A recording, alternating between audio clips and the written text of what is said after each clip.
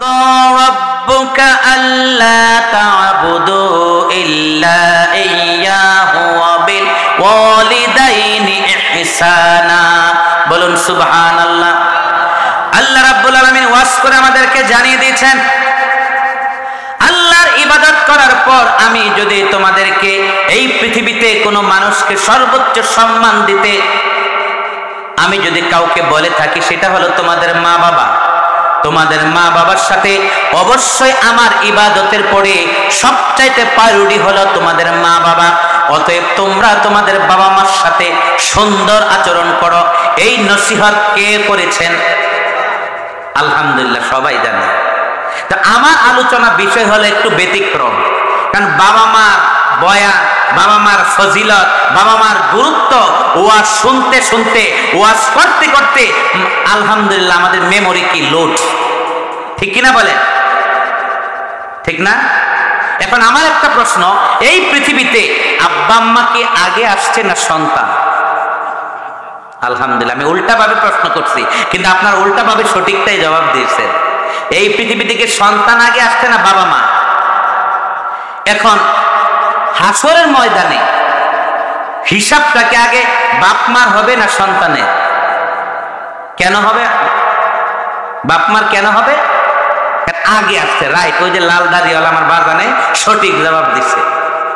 কারণ সন্তান যদি অমানুষ হয়, ওই সন্তান বিয়ে করে হোক আর না করে হোক, বিয়ের আগেও কষ্ট দিবে, বিয়ে করার পরেও কষ্ট দিবে, যেই সন্তান অমানুষ, ঠিক কিনা বলেন?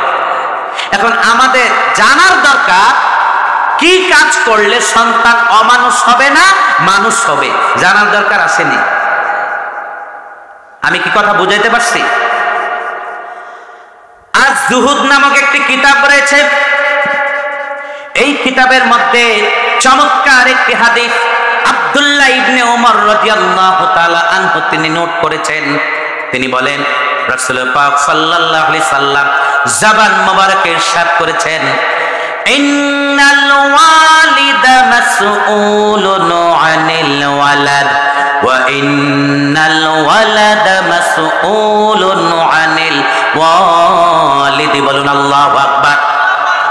নবীজি আমার জবান মোবারকে তিনি ইরশাদ করেছেন, হাসরের ময়দানে প্রত্যেকটা পিতা মাতাকে আগে সন্তানের হকের বিষয়ে জিজ্ঞাসা করা হবে। সুবহানাল্লাহ। তা বাড়িতে গিয়ে বললেন, এখানে কি বলছে আগে ছেলে মেয়েকে প্রশ্ন করবে? ইন্নাল ওয়ালিদা মাসউলুন আনিল ওয়ালাদ, সর্বপ্রথম হাসরের ময়দানে প্রত্যেকটা আব্বা এবং আম্মাকে প্রশ্ন করা হবে, তুমি বাবা মা হয়ে তুমি তোমার ছেলে মেয়ের হক আদায় করেছো কিনা? বলুন সুবহানাল্লাহ। দ্বিতীয়বার গিয়ে প্রশ্ন করবেন, ওয়া ইন্নাল ওয়ালাদা মাসউলুন আনিল ওয়ালিদ। দ্বিতীয়বার গিয়ে প্রশ্ন করবেন, ওহে সন্তান, তুমি তোমার আব্বা আম্মাকে খেদমত করেছো কিনা? তুমি বিয়ে করার পর তোমার আদরের কলিজার টুকরা বউকে পাইয়া তুমি তোমার আব্বা আম্মাকে তালাক দিয়েছো কিনা? বউকে পেয়ে তুমি তোমার সন্তান, তুমি তোমার আব্বা আম্মাকে বৃদ্ধাশ্রমে পাঠাইছো কিনা? তুমি বিয়ে করার পর তোমার সন্তান দুনিয়াতে আসার পর তোমার আদরের কলিজার টুকরা জনম দুঃখিনী মা আর জনম দুঃখী বাবাকে জুদা করে, ডিভাইডেড করে আলাদা ঘরে রেখে রেখে তাদেরকে খানা পানি না দিয়ে কষ্ট দিয়েছে কিনা?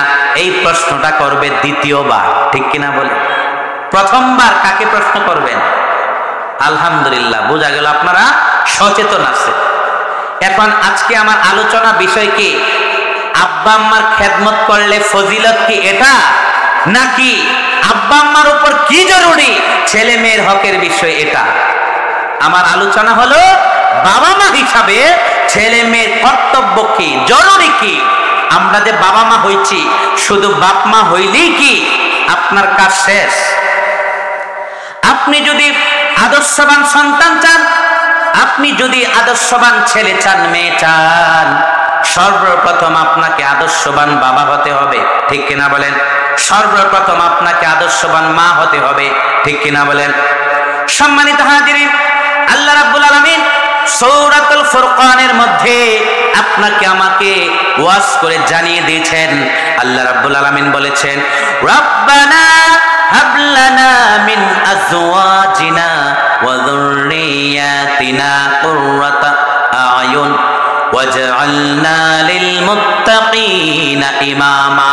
বলুন সুবহানাল্লাহ।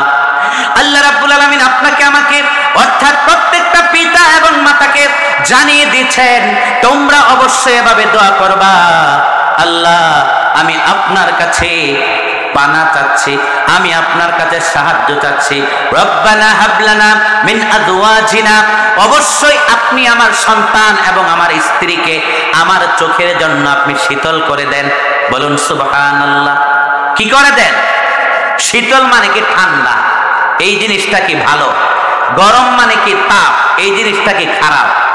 এজন্য আল্লাহ বলেছেন আয়ুন, আমাদের দু চোখের জন্য আমার সন্তান আমার বিবি তাদেরকে আপনি আমার জন্য শীতল করে দেন। স্ত্রীর জন্য হলো দোয়াটার অর্থ হলো আল্লাহ আপনি আমার সন্তানগুলাকে আমার স্বামীকে আমার চোখের জন্য আপনি শীতল করে দেন। আর বাবাদের জন্য দোয়াটার অর্থ হলো আল্লাহ আমার স্ত্রী আমার সন্তানকে আমার দু চোখের জন্য আপনি শীতল করে দেন। সুবহানাল্লাহ। ওয়াজআলনা লিল মুত্তাকিনা ইমামা, এবং নেককার আদববান আল্লাহওয়ালা ব্যক্তিদের ইমাম হিসাবে আপনি আমাকে কবুল করে নেন। সুবহান। নেককার ব্যক্তিদের ইমাম, ইমাম মানে কি একজন ফ্যামিলি লিডার। কারণ আপনি কিন্তু একটা ফ্যামিলির কি সরকার, প্রেসিডেন্ট, এমপি, মন্ত্রী, মেম্বার, চেয়ারম্যান, আপনি কিন্তু একটা ফ্যামিলির চেয়ারম্যান, ঠিক কিনা বলেন? একটা ফ্যামিলিতে আর্নিং সোর্স একজন করে বাবা, তারপর তিনি তার ছেলে মেয়ে জন্ম দেয়, ছেলে মেয়ে আস্তে আস্তে বড় হয়, তারপর বাবা বৃদ্ধ হয়, তারপর ছেলে মেয়ে আবার কামাই রুজি করে, তারপর ছেলে মেয়ে আবার কামাই করে বাপ মারে খাওয়ায়। কিন্তু প্রথম কামাই করছে কে? বাবা, মানে আমি, ঠিক কিনা বলেন? আমি কিভাবে আল্লাহর কাছে চাইবো আমার স্ত্রী যেন ভালো হয়, আমার সন্তান যেন আমার চোখের জন্য শীতল হয়, জান্নাতে যাওয়ার কারণ হয়, এই দোয়াটা যিনি আমাদেরকে শিক্ষা দিয়েছেন তিনি কে?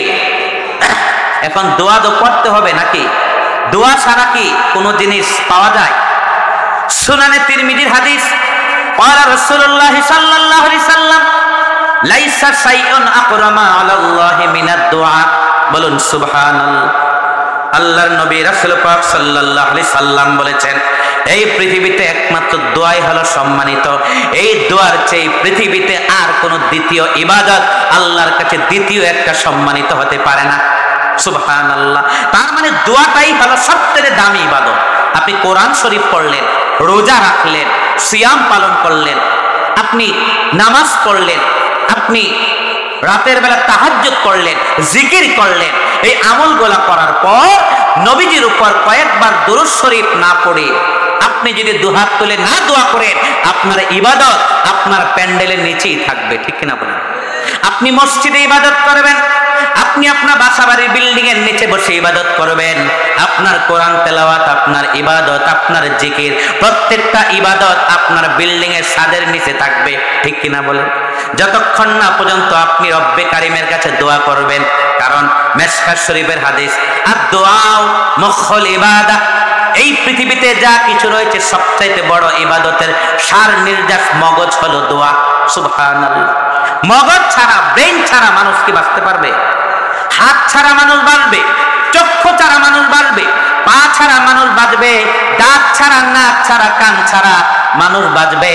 কিন্তু মাথার ভিতর যে একটা মগজ রয়েছে, ব্রেন রয়েছে, ওই অরিজিনাল জিনিসটা যদি আপনার মেমোরিতে না থাকে, আপনি স্পট ডেথ, সাথে সাথে আপনার মৃত্যু হয়ে যাবে, ঠিক কিনা বলেন? এজন্য আল্লাহ রাসূল বলছেন, আদ-দুআউ মুখুল ইবাদাহ, সকল ইবাদতের সার নির্যাস হলো দোয়া। এই দোয়া ছাড়া আপনার তকদির পরিবর্তন হতে পারে না। সুবহানাল্লাহ। তো দোয়া করার দরকার আছে নাকি না? সম্মানিত হাজিরিন, বাবা মার ওয়াজ শুনতে শুনতে মেমোরি লোড হয়ে গেছে। এখন আমি আপনাদেরকে জানিয়ে দিতে চাই,